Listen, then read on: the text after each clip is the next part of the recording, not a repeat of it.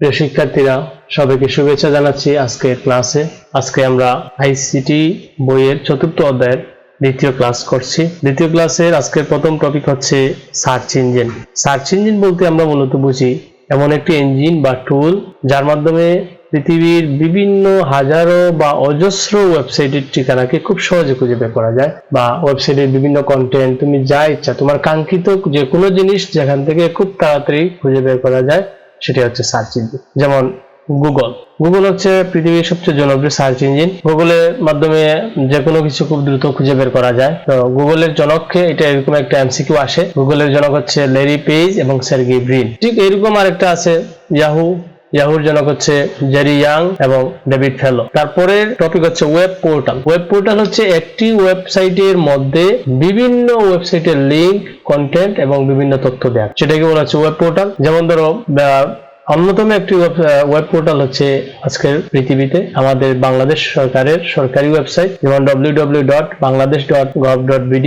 এই লিংকে ঢুকে তুমি বাংলাদেশের যাবতীয় সরকারি অফিসের সব লিংক তুমি পেয়ে যাবে। যেমন ভূমি মন্ত্রণালয়, সেটা তুমি যেতে পারো, বিভিন্ন মিনিস্ট্রিতে যেতে পারো, বা আইসিটি সংক্রান্ত কিছু লাগলে যেতে পারো, ইউনিয়ন অফিসের লিংক দরকার, কোনো সাইটে যাওয়া দরকার, সবগুলোতে তুমি এখান থেকে প্রবেশ করতে পারো। তাহলে এটা হচ্ছে একটা ওয়েব পোর্টাল, অর্থাৎ একটা ওয়েবসাইটের মধ্যে অনেক ওয়েবসাইটের লিংক দেওয়া আছে, বিভিন্ন কন্টেন্ট দেওয়া। তারপরে একটা ওয়েবসাইটের প্রধানত তিনটা স্ট্রাকচার থাকে, ওয়েবসাইটের কাঠামো স্ট্রাকচার। একটা হচ্ছে হোম পেজ, একটা হচ্ছে মূলধারার পেজ মানে মেইন পেজ, আর একটা হচ্ছে সাব পেজ। তো এই হচ্ছে ওয়েবসাইটের স্ট্রাকচার। পরবর্তী টপিক হচ্ছে ওয়েবসাইটের কাঠামোর প্রকারভেদ। ওয়েবসাইটের কাঠামো মূলত চার ভাগ করা হয়েছে। একটা হচ্ছে হায়ারার্কিক্যাল, এটাকে ট্রি স্টাইল বলা যায়। দুই নম্বর হচ্ছে নেটওয়ার্ক স্ট্রাকচার, এটা হচ্ছে ওয়েব লিংক। তিন নম্বর হচ্ছে লিনিয়ার স্ট্রাকচার, এটা হচ্ছে সিকোয়েন্স মেনটেন করে চলে। আর চার নম্বর হচ্ছে কম্বিনেশন স্ট্রাকচার, এটা হাইব্রিড। অর্থাৎ হায়ারার্কিক্যাল কাঠামোতে একটা ওয়েবসাইটের বিভিন্ন শাখাগুলোকে আলাদা আলাদা করে সংযুক্ত করা থাকে, হোম পেজ, সাব মেনু, অন্যান্য পেজের লিংক করে দেয়া থাকে, তোমরা চিত্রে দেখতে পাচ্ছ। নেটওয়ার্ক কাঠামোতে সবগুলো পেজের একে অপরের সাথে লিংক করা থাকে, তাকে বলা হচ্ছে নেটওয়ার্ক কাঠামো। সবগুলো পেজের একে অপরের সাথে লিংক দেওয়া থাকে, এটা হচ্ছে নেটওয়ার্ক কাঠামো। লিনিয়ার বলছে আমরা সিকোয়েন্স মেনটেন করে, সিকোয়েন্স মানে ক্রমানুসারে, অর্থাৎ একটা ওয়েবসাইটের পেজগুলোকে নির্দিষ্ট একটা সিকোয়েন্স অনুযায়ী ভিজিট করতে হবে, তখন এটা যে এরকম করে সাজানো হয় যে ওয়েবসাইট, তাকে বলা হচ্ছে লিনিয়ার কাঠামো ওয়েবসাইট। আর কম্বিনেশন হচ্ছে হাইব্রিড, যখন একাধিক স্ট্রাকচার একটা ওয়েবসাইটে ব্যবহার করা হবে তখন তাকে বলা হবে কম্বিনেশন বা হাইব্রিড কাঠামো। তার পরবর্তীতে আমরা একটি গুরুত্বপূর্ণ টপিকে যাচ্ছি, এটা হচ্ছে ইউআরএল। ইউআরএল থেকে প্রশ্ন আসে। ইউআরএল এর ইলাবোরেশন হচ্ছে uniform resource locator, universal resource locator, দুটো দিলেই হয়। বিভিন্ন ওয়েবসাইটের ইউআরএল আছে। ইউআরএল হলো ওয়েবসাইটের একান্ত নিজস্ব ঠিকানা। প্রতিটি ইউআরএল এ ওয়েব প্রোটোকল থাকবে, ওয়েব সার্ভারের নাম থাকবে, সার্ভারের ডিরেক্টরি বা ফোল্ডারের নাম থাকবে, HTML ফাইল থাকবে। আমরা স্ক্রিনে একটি ওয়েবসাইটের ঠিকানা দেখতে পাচ্ছি যে http://www.kausar.com/home/faq।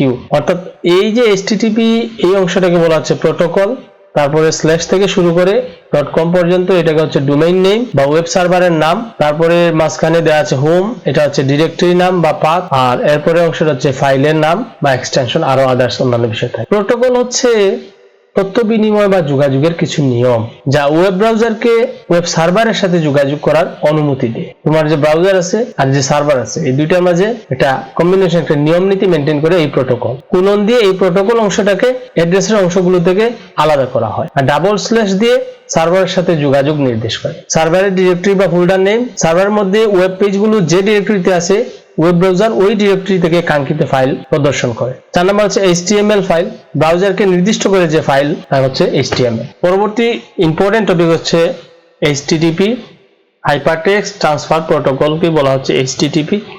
HTTP মূলত মূল কাজ হচ্ছে আপনার কাঙ্ক্ষিত যে সার্ভার আছে আর যে ক্লায়েন্ট আছে যিনি ব্রাউজ করতেছে এই দুজনের মধ্যে যোগাযোগ মেনটেন করা হয়। অর্থাৎ আমি গুগলকে অনুরোধ করলাম আমাকে একটি prothomalo.com এ নিয়ে যেতে, আমি এখান থেকে ব্রাউজ করছি, আমি যে ব্রাউজ করছি যে ব্রাউজার দিয়ে এই ব্রাউজার থেকে সার্ভার পর্যন্ত তার কাঙ্ক্ষিত অনুরোধটা পৌঁছে দেয় এবং সেই অনুযায়ী কাঙ্ক্ষিত রেজাল্টটা নিয়ে আসা, এটা কাজ হচ্ছে HTTP এর কাজ। 1989 সালে HTTP স্টার্ট হয়, HTTP আবিষ্কৃত হয়। এরপর থেকে ইন্টারনেটকে কম্পিউটিং সুবিধার সাথে সংযুক্ত করতে 1992 সালে জেনেভায় www প্রতিষ্ঠিত হয়। এবার আমরা আরেকটি গুরুত্বপূর্ণ টপিক পড়ব, ওয়েবসাইটের প্রকারভেদ, এখান থেকে সৃজনশীল প্রশ্ন থাকে। ওয়েবসাইটের প্রকারভেদ, ওয়েব পেজ বা ওয়েবসাইট মূলত দুই প্রকার, একটা হচ্ছে স্ট্যাটিক ওয়েবসাইট আর একটা হচ্ছে ডাইনামিক ওয়েবসাইট। যেসব ওয়েবসাইট পূর্ব থেকে তৈরিকৃত থাকে, যখন তখন বা খুব ইমিডিয়েটলি, খুব সাথে সাথে আপডেট হয় না, আপনি ভিতরে ফাইলে ঢুকে আপডেট করে দিতে হয়, তারপরে সেটা আপডেট হয়, এগুলোকে বলা হচ্ছে স্ট্যাটিক ওয়েবসাইট। আর ডাইনামিক ওয়েবসাইট হচ্ছে যে সকল ওয়েবসাইট চালু থাকে এবং প্রতিনিয়ত সেটা আপডেট হতেই থাকে, আপনি ডাটা ইনপুট দিবেন, অটো আপডেট হতে থাকবে, এটাকে বলা হচ্ছে ডাইনামিক ওয়েবসাইট। খুব সহজে আমরা একটু পরে এটার পার্থক্য দেখছি। আর অবস্থানের ভিত্তিতে আরো দুই ধরনের ওয়েবসাইট আছে, একটা হচ্ছে লোকাল ওয়েবসাইট আর একটা রিমোট ওয়েবসাইট। লোকাল ওয়েবসাইট হচ্ছে আমার নিজের কম্পিউটারে যে ওয়েবসাইট আমি তৈরি করলাম, আমি নিজে ইউজ করলাম, এটা হচ্ছে লোকাল ওয়েবসাইট। আর ইন্টারনেটের মাধ্যমে অন্যান্য ওয়েবসাইটগুলো ভিজিট করা বা অন্যান্য ওয়েবসাইট দেখা, সেটা হচ্ছে রিমোট ওয়েবসাইট। তো এটার চেয়ে আমাদের সবচেয়ে বেশি ইম্পর্টেন্ট হচ্ছে স্ট্যাটিক ওয়েবসাইট এবং ডাইনামিক ওয়েবসাইটের মধ্যে পার্থক্য। আমরা এখন দেখবো যে স্ট্যাটিক এবং ডাইনামিকের মধ্যে পার্থক্য কি কি। আমরা স্ক্রিনে দেখতে পাচ্ছি স্ট্যাটিক ওয়েবসাইটে নির্দিষ্ট সংখ্যক পেজ থাকে, ডাইনামিক ওয়েবসাইটেও পেজ তৈরি হয়। 2 নম্বরে বলছি ওয়েবসাইটের থিম এবং কন্টেন্ট নির্দিষ্ট, ডাইনামিক ওয়েবসাইটের ডিজাইন এবং কন্টেন্ট রান টাইমে পরিবর্তিত হয়, রান করার পর এটা পরিবর্তন হয়। 3 নম্বর হচ্ছে দ্রুত লোড হয় হচ্ছে static website, dynamic website load হতে একটু সময় নেয়। স্ট্যাটিক ওয়েবসাইট ডেটাবেস কানেক্টিভিটি ব্যবহার করে না, ডাইনামিক ওয়েবসাইট ডেটাবেস কানেক্টিভিটি ব্যবহার করে। স্ট্যাটিক ওয়েবসাইট তুলনামূলক বেশি নিরাপদ, আর ডাইনামিক ওয়েবসাইট তুলনামূলকভাবে কম নিরাপদ। স্ট্যাটিক ওয়েবসাইট কোনো সংগঠন বা প্রতিষ্ঠানের তথ্য প্রদর্শন করে, ডাইনামিক ওয়েবসাইট রান টাইমে কন্টেন্ট পরিবর্তিত হয়, যেমন ই-কমার্স, অনলাইন এক্সাম, পেজের তথ্য প্রদর্শন ইত্যাদি। স্ট্যাটিক ওয়েবসাইটে সরাসরি রান করে, অন্য সার্ভার ল্যাঙ্গুয়েজের প্রয়োজন হয় না, আর ডাইনামিক ওয়েবসাইটে অন্য সার্ভার ল্যাঙ্গুয়েজের প্রয়োজন হয়। স্ট্যাটিক ওয়েবসাইট সাধারণত HTML এবং CSS দিয়ে তৈরি হয়, dynamic website PHP, ASP, JSP ভাষা ইত্যাদি ভাষা ব্যবহার করা হয় ডাইনামিক ওয়েবসাইটে। স্ট্যাটিক ওয়েবসাইট ডেভেলপ করা তুলনামূলক খুব সহজ, ডাইনামিক ওয়েবসাইট ডেভেলপ করতে দক্ষ ডেভেলপারের প্রয়োজন। স্ট্যাটিক ওয়েবসাইট পরিবর্তন করলে পুনরায় সার্ভারে আপলোড করতে হয়, ডাইনামিক ওয়েবসাইট পরিবর্তন করলে পুনরায় আপলোড করতে হয় না। তারপরের টপিক হচ্ছে ওয়েব ব্রাউজার, আমরা এই বিষয়ে আগে কথা বলে ফেলেছি। এবার আমরা দ্বিতীয় অংশে চলে যাচ্ছি, HTML এর মৌলিক বিষয়সমূহ। HTML এর কিছু মৌলিক বিষয় আছে, সেই বিষয়গুলো আমরা স্ক্রিনে দেখতে পাচ্ছি। HTML মূলত হাইপারটেক্সট মার্কআপ ল্যাঙ্গুয়েজ, যা ওয়েব পেজ তৈরিতে ব্যবহৃত হয়। এটি মূলত টেক্সট ভিত্তিক প্রোগ্রাম। 1980 সালের দিকে টিম বার্নার্স-লি এই ভাষার প্রাথমিক রূপ দান করেন। HTML এর তৈরির প্রথম উদ্দেশ্য ছিল বৈজ্ঞানিক তথ্য উপাত্ত পৃথিবীর বিভিন্ন স্থানে দ্রুত আদান প্রদান। 1990 সালের দিকে NCSA কর্তৃক ডেভেলপকৃত মোজাইক ব্রাউজারের মাধ্যমে HTML পরিচিতি লাভ করে। 1997 সালের জানুয়ারিতে W3C কর্তৃক প্রথম ডেভেলপকৃত HTML 3.2 প্রকাশিত হয়। 2010 সালে বর্তমানে প্রচলিত HTML এর সর্বশেষ ভার্সন HTML5 পরিচিতি লাভ করে। HTML এর সুবিধা স্ক্রিনে আমরা দেখতে পাচ্ছি, এটা খুব সহজ, তোমরা পড়ে নিবে। HTML এর সুবিধা আছে, অসুবিধা আছে, এখান থেকে প্রশ্ন হয়। তার পরবর্তী টপিক হচ্ছে HTML ট্যাগ, এটা খুবই ইম্পর্টেন্ট। HTML ট্যাগ হলো HTML ডকুমেন্টের সাথে এমবেডেড কোডের নির্দেশাবলী। ওয়েব ব্রাউজার HTML ট্যাগের লেখা প্রদর্শন করে থাকে।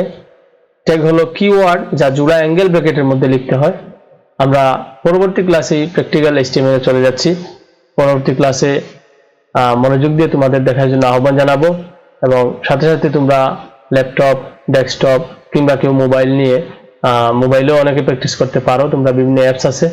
তবে আমি তোমাদের পরামর্শ দিব যে কোডিং করার জন্য সবসময় ডেস্কটপ ভার্সনই ভালো, সেটা ল্যাপটপ হতে পারে, মানে ডেস্কটপ টাইপের সবকিছুই ভালো। মোবাইলে এগুলো বেশ সময় সাপেক্ষ বিষয়, সময় যায়, সেজন্য ডেস্কটপ বা ল্যাপটপ নিলে ভালো হয়। এই ছিল আজকের ক্লাস। সবার সুস্থতা কামনা করে আজকের ক্লাস এখানেই শেষ করছি। আল্লাহ হাফেজ।